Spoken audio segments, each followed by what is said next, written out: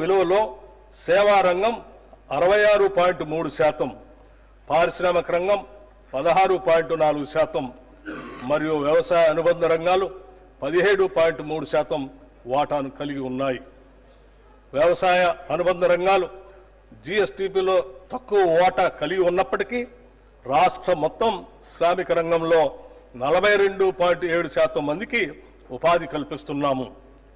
ఉచిత కరెంటు, రైతు భరోసా, పంట రుణమాఫీ, నీటిపారుదల ప్రాజెక్టులపై పెట్టుబడులు వంటి ప్రభుత్వ పథకాలు రైతాంగానికి ఆత్మవిశ్వాసాన్ని పెంపొందించాయి. అదే సమయంలో వ్యవసాయ రంగాన్ని పటిష్టవంతం చేసేందుకు గాను పళ్ల తోటలు, పశు సంరక్షణ, చేపల పెంపకం వంటి అనుబంధ వ్యవసాయ కార్యకలాపాలను ప్రోత్సహిస్తున్నాం. రాష్ట్ర పరిశ్రమలు 22.5% మందికి ఉపాధి కల్పిస్తున్నాయి. చైనా +1 వ్యూహాన్ని అవలంబించడం ద్వారా తెలంగాణను ఫార్మాస్యూటికల్స్, బయోటెక్నాలజీ, విద్యుత్ వాహనాలు, పునరుత్పాదక శక్తి రంగాల్లో గ్లోబల్ తయారీ కేంద్రంగా అభివృద్ధి చేయాలనేది మా ప్రభుత్వ లక్ష్యం. పరిశ్రమల కారిడార్లు, ప్రత్యేక ఆర్థిక మండళ్ల అభివృద్ధి మరిన్ని పెట్టుబడులను ఆకర్షించి ఉద్యోగ అవకాశాలను పెంపొందించడానికి తోడ్పడతాయి. తద్వారా ఆర్థిక వ్యవస్థ మరింత స్థిరంగా, వేగంగా అభివృద్ధి చెందుతుంది. రాష్ట్రంలో సేవా రంగం అత్యధిక కొత్త ఉపాధి కల్పించే దిశగా కొనసాగుతుంది. ఇది మొత్తం శ్రామిక రంగంలో 34.8% వాటాను కలిగి ఉంది.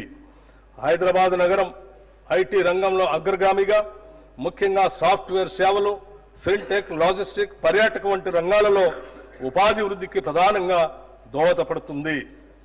తెలంగాణలో శ్రామిక శక్తి 68.7% ఉండగా దేశీయ సగటు 64.3% మాత్రమే ఉంది. దీనిలో మహిళల ఉపాధి శాతం 52.7% ఉండగా ఇది దేశ సగటు 45.2% కంటే అధికం. మహిళలు మరియు వెనుకబడిన వర్గాలకు తెలంగాణ ప్రభుత్వం ఉపాధి అవకాశాలు కల్పించడంలో ఎంతగా విజయవంతమైందో ఈ గణాంకాలు తెలియజేస్తున్నాయి. రాష్ట్ర ప్రభుత్వం 16వ ఆర్థిక సంఘానికి సమగ్ర నివేదికను సమర్పించింది.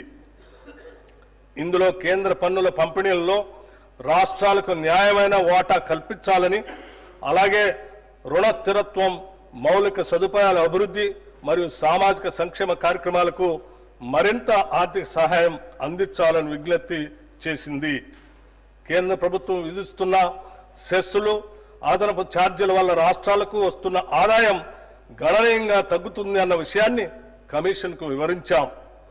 ప్రస్తుతం రాష్ట్రాలకు ఇస్తున్న 41% పన్నుల వాటాను 50%కి పెంచాలని ప్రతిపాదించడం జరిగింది. తెలంగాణతో సహా దక్షిణాది రాష్ట్రాలకు పన్నుల పంపిణీలో తగ్గుతున్న వాటాపై ప్రభుత్వం ఆందోళన వ్యక్తం చేసింది. తెలంగాణ 14వ ఆర్థిక సంఘం ద్వారా 2.437% నిధులు పంపిణీ జరిగితే 15వ ఆర్థిక సంఘం కాలంలో ఇది కేవలం 2.102% తగ్గింది.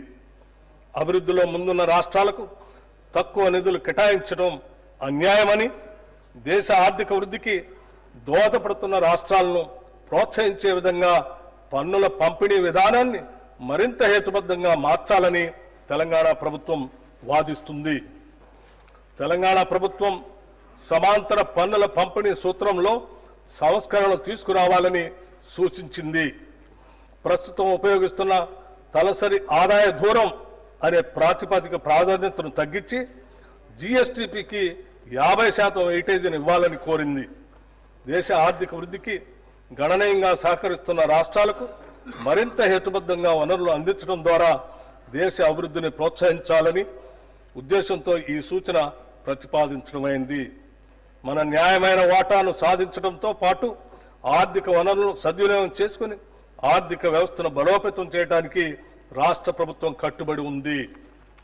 మేము ప్రవేశపెట్టిన అభయహస్తంలోని ప్రతి అంశం సామాన్య ప్రజల కష్టాలను దృష్టిలో పెట్టుకొని రూపుదిద్దుకున్నవే.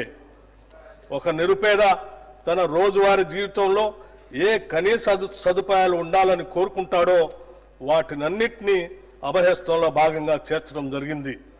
మహాలక్ష్మి, రైతు భరోసా, గృహజ్యోతి, ఇందిరమ్మ ఇళ్లు, చేయూత కింద పెన్షన్లు పంపిణీ వంటి పలు పథకాలను ప్రభుత్వం ఇప్పటికే సమర్థవంతంగా అమలు చేస్తుంది. మన ఆడబిడ్డలు పనికి వెళ్ళాలన్నా, చదువుకోవటానికి బడికి వెళ్ళాలన్నా, లేదా మొక్కు తీర్చుకోవటానికి ఓ గుడికి వెళ్ళాలన్నా వారు ప్రయాణ ఖర్చుల గురించి ఆలోచించకుండా వెళ్ళటానికి మహాలక్ష్మి పథకం కింద 2023 డిసెంబర్ 9న తేదీన రాష్ట్రంలోని మహిళలందరికీ ఉచిత బస్సు సౌకర్యాన్ని ప్రారంభించాం. నేటి వరకు రాష్ట్ర వ్యాప్తంగా 7,227 బస్సుల్లో 149.63 కోట్ల ఉచిత ప్రయాణాలు మహిళలు చేశారు. దీని ద్వారా 5,05,95,00,000 రూపాయలు మహిళలకు కూడా ఆదా అయింది. ప్రారంభ దశలో సాధారణ బస్సుల్లో 60% ఉన్న ఆర్టీసీ ఆక్యుపెన్సీ రేషియో 94% పెరిగింది. మహాలక్ష్మి ప్రత్యేక బస్సుల్లో ఈ ఆక్యుపెన్సీ రేషియో 100% నమోదవుతూ ఉంది. దీనివల్ల ఆర్టీసీ ఆర్థిక పరిస్థితి కూడా మెరుగుపడింది. బస్సుల సంఖ్యను పెంచడమే కాకుండా 6,400 మంది ఉద్యోగులను ఇప్పటికే అదనంగా నియమించడం జరిగింది.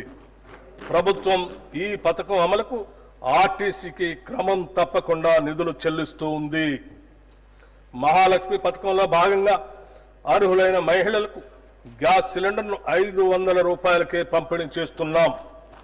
ఈ పథకం ద్వారా 43 లక్షల కుటుంబాలు లబ్ధి చేరుతూ ఉంది. లబ్ధిదారులు ఉపయోగించిన సిలిండర్లకు సబ్సిడీ కింద రాష్ట్ర ప్రభుత్వం 433,20,00,000 రూపాయలు చెల్లించింది. గృహజ్యోతి పథకం కింద 200 యూనిట్లకు లోబడి విద్యుత్తును వినియోగిస్తున్న వారికి ఉచిత విద్యుత్తుని అందిస్తున్నాము. ఈ పథకం కింద 50 లక్షల కుటుంబాలు లబ్ధి పొందుతున్నాయి. ఈ పథకం కోసం ఇప్పటికే 1,775 కోట్లు 15 లక్షల రూపాయలు విద్యుత్ సంస్థలకి సబ్సిడీగా చెల్లించడం జరిగింది. ఇందిరమ్మ ఇళ్ల పథకాన్ని 2024 మార్చి నెలలో ప్రారంభించి ఇళ్ల పట్టాలను ఆడబిడ్డల పేరుతోనే ఇవ్వాలని నిర్ణయించాం. 22,500 కోట్ల రూపాయల అంచనా వ్యయంతో ప్రతి నియోజకవర్గానికి కనీసం 3,500 చొప్పున మొత్తం 4,50,000 ఇళ్లను మంజూరు చేస్తాం. గత ప్రభుత్వం 10 ఏళ్ల పాటు నిరుపేదలకు డబుల్ బెడ్రూమ్ ఇళ్లను ఇస్తామని ఆశలు రేకెత్తించి చివరకు నిరాశా నిస్పృహలనే మిగిల్చింది. అసంపూర్తిగా నిలిచిపోయిన గృహాల్లో 34,545 నిర్మాణాలకు 305 కోట్ల 3 లక్షల రూపాయల నిధులు కేటాయించి వాటిని అందుబాటులోకి తెస్తున్నాము. అంతేకాకుండా ఔటర్ రింగ్ రోడ్డును ఆనుకొని హైదరాబాద్ నగరం నలువైపులా శాటిలైట్ టౌన్షిప్లు ఏర్పాటు చేసి అల్పాదాయ మరియు మధ్య తరగతి వర్గాలకు అందుబాటులో ఉండే విధంగా గృహ సముదాయాలను నిర్మించే ప్రణాళిక రూపొందిస్తున్నాం. రాష్ట్రంలోని నిరుపేదలకు ఆరోగ్య భద్రత కల్పించే ధ్యేయంతో రూపొందిన రాజీవ్ ఆరోగ్యశ్రీ పథకాన్ని చేతిలో భాగంగా అమలు చేస్తున్నాం. ఈ పథకం కింద ఉచిత వైద్య పరిమితిని 5 లక్షల రూపాయల నుండి 10 లక్షల రూపాయల వరకు పెంచడం వల్ల దారిద్ర్య రేఖకు దిగువనున్న 90.10 లక్షల కుటుంబాలకి లబ్ధి చేకూరింది. వైద్య వ్యయ పరిమితిని పెంచడంతో పాటు ఆరోగ్యశ్రీ పరిధిలోకి వచ్చే 1,375 వైద్య చికిత్సల ధరలను కూడా 20% పెంచాం. అదనంగా 163 రకాల చికిత్సలను ఆరోగ్యశ్రీ పరిధిలోకి తీసుకురావడంతో 1,835 వైద్యపరమైన వివిధ ప్యాకేజీలు పేద ప్రజలకు అందుబాటులోకి వచ్చాయి. పెరుగుతున్న వ్యవసాయ పెట్టుబడి కోసం రైతులు అప్పులు చేయక తప్పనిసరి పరిస్థితి ఏర్పడింది. గతంలో చేసిన అప్పు తీరితేనే రాబోయే పంట కాలానికి కావలసిన పెట్టుబడికి రుణం దొరుకుతుంది. మన రైతన్నలకు ఇచ్చిన మాటకు కట్టుబడి మా ప్రభుత్వం వారిని రుణముక్తులు చేసింది. వారికి 2 లక్షల లోపు రుణాలను మాఫీ చేసింది. ఇప్పటి వరకు 25.35 లక్షల మంది రైతులకు 20,616 కోట్ల 89 లక్షలు రూపాయలు రుణమాఫీ చేశాం. దీనివల్ల రైతులు మళ్లీ వ్యవసాయ రుణాలు పొందటానికి మార్గం సుగమమైంది. ఈ భారీ రుణమాఫీతో తెలంగాణ రాష్ట్రంలోని రైతుల ఆర్థిక మరియు సామాజిక స్థితిగతులు మెరుగుపరిచేందుకు బాటలు వేశాం. రాష్ట్రంలోని రైతులు ఎరువులు, విత్తనాలు, వ్యవసాయ పనిముట్లు కొనుగోలు చేసేందుకు పెట్టుబడి సాయంగా మా ప్రభుత్వం 2025 జనవరి 26వ తేదీన తెలంగాణ రైతు భరోసా పథకాన్ని ప్రారంభించింది. ఈ పథకం కింద రైతులకి ఏడాదికి ఎకరానికి 12,000 రూపాయలు అందుతాయి. ప్రజాధనం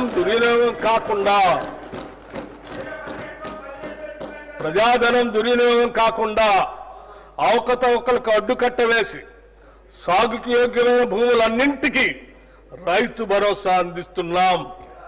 క్షేత్రస్థాయిలో సర్వే చేసి గ్రామ సభల్లో ధృవీకరించి సాగుకు యోగ్యం కాని భూమిని గుర్తించడం ద్వారా ఈ వృధాన్ని అరికట్టాము. రైతు భరోసా పథకానికి 18,000 కోట్ల రూపాయలు ఈ బడ్జెట్ లో ప్రతిపాదిస్తున్నాము. భూమి లేని వ్యవసాయ కూలీలు ఉపాధి దొరకని రోజుల్లో పస్తులుండే దీనస్థితి నుండి వారిని కాపాడేందుకు ఇందిరమ్మ ఆత్మీయ భరోసా పథకాన్ని అమలు పరుస్తామని ఎన్నికల్లో చేసిన వాగ్దానానికి అనుగుణంగా సంవత్సరానికి ప్రతి వ్యవసాయ కూలీ కుటుంబానికి 12,000 రూపాయలు చెల్లించే బృహత్తర పథకాన్ని అమలు చేస్తున్నాం.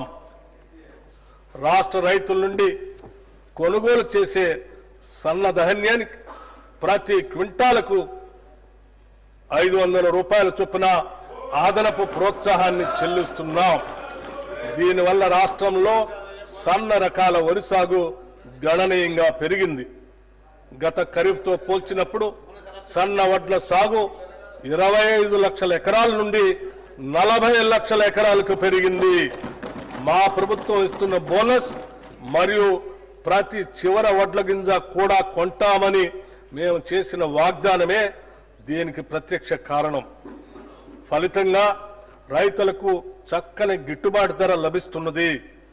ఖరీఫ్ సీజన్లో సన్న వడ్లు పండించిన రైతులకి 1,206 కోట్ల 44 లక్షల కోట్ల రూపాయల బోనస్ చెల్లించడం జరిగింది. రైతుల సౌకర్యార్థం 2024-25 ఖరీఫ్ సీజన్లో 8,332 ధాన్యం కొనుగోలు కేంద్రాలను ఏర్పాటు చేసి వారికి ఎటువంటి ఇబ్బందులు లేకుండా చేశాం. అకాల వర్షాల వల్ల ధాన్యం పాడవకుండా పండిన ధాన్యాన్ని రైతులు కొనుగోలు కేంద్రాలకు తీసుకువచ్చే సమయంలో ఎటువంటి నష్టం జరగకుండా గంట గంటకు వాతావరణ సూచనలు అటు రైతులకు ఇటు కొనుగోలు కేంద్రాలకు తెలియజేస్తున్నాం. అధునాతన డ్రైయర్లు, ధాన్యం క్లీనర్లు, తగినన్ని టార్పాలిన్లు రైతులకు అందుబాటులో ఉంచడం జరిగింది. వ్యవసాయ మార్కెట్ యార్డుల్లో వసతుల అభివృద్ధికి 181.98 కోట్ల రూపాయల వ్యయంతో వివిధ అభివృద్ధి పనులను చేపట్టాం.